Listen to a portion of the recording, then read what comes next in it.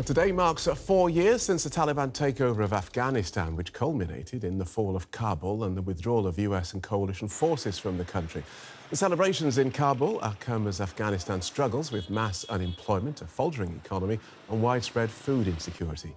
Women are barred from most jobs and banned from education after the 6th grade. Now, neighbouring Iran and Pakistan have begun to deport Afghans who fled the Taliban's rule, leaving public services struggling to handle the sudden influx.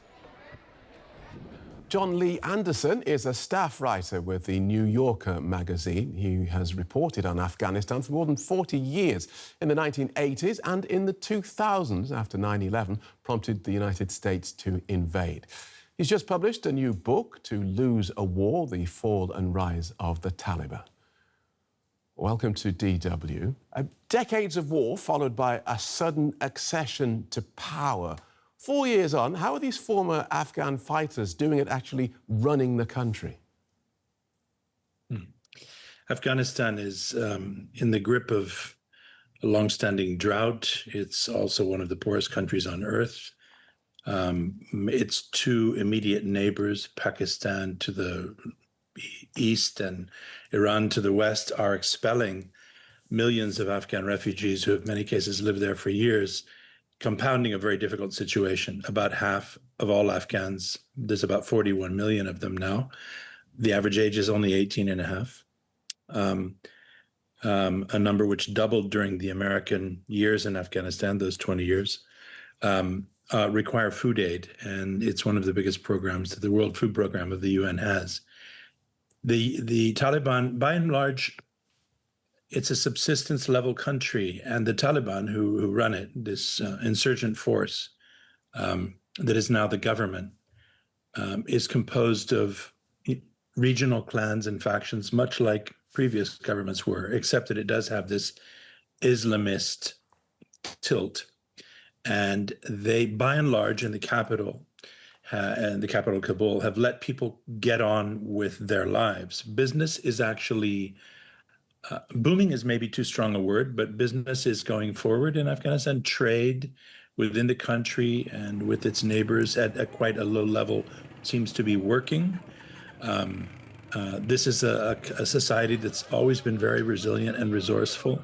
Most people don't require a great deal to get through each day, but they have been hard-pressed for some time with that. Afghanistan exists under international sanctions that occurred when the Taliban seized power 4 years ago this month. They, as we know, they have imposed very harsh interpretations of Sharia law on the country, especially on girls and women, who are not allowed out of the house without a male relative. They cannot speak in public. They must wear the all-covering burqa. Girls cannot attend school past the age of 12, and so on. Women have been severely disenfranchised, right. and this has brought them under severe criticism in the world. At the moment, the only country that's given them diplomatic recognition, and that happened a month ago, was Russia. There's informal dialogue taking place via Qatar and at different levels with the outside world, but by and large, Afghanistan remains in limbo. Okay. As an isolated, yeah. And one of the ways I was reading today that the Taliban hope to boost their economy is by encouraging a tourism which will surprise people. How are they trying to do that, and who are they hoping will come? Well, that's a good question. I think they're probably quite idealistic about the kind of people that might come to Afghanistan. But for the moment, there are a kind of new form of tourist. You know, we have this term digital nomad to describe millennials who set up shop around the world with their laptops and sort of live, you know, remotely through what they can do on their computers.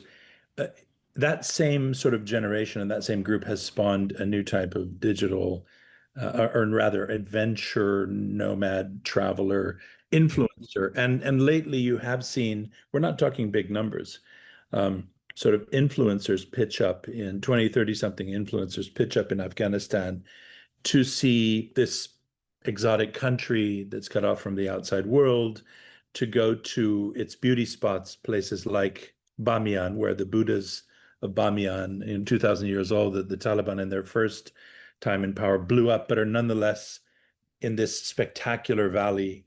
They go there, they go to a lake nearby.